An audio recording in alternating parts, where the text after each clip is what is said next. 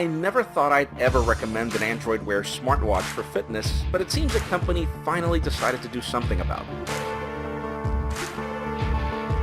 The Moto 360 continues to be one of the most iconic Android Wear designs in the market, and its new sport variant intends to bring some of that charm to the road, which we highly praise, as most smartwatches that are built for fitness look really ugly.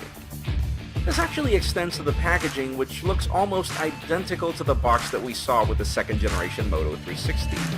There are 3 color variants of the watch, but we're happy to see that our review unit is the black model, as getting these silicone bands dirty while training is extremely easy. Popping the box open, we see that the accessories included are fairly identical to the regular Moto 360. We have the same Qi wireless charging dock with a micro USB connector and some literature.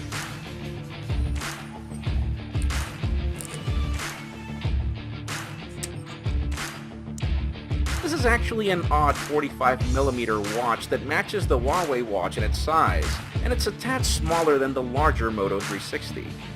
It sports a new hybrid Anylight display that is supposedly easier to read in direct sunlight, and is protected by a sheet of Gorilla Glass 3 in a nice textured ring as well.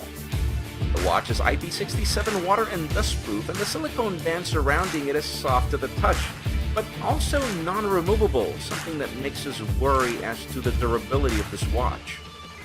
At the bottom we have the usual Motorola heart rate sensor and all the other Android Wear sensors that we're used to, like an accelerometer, gyro, etc.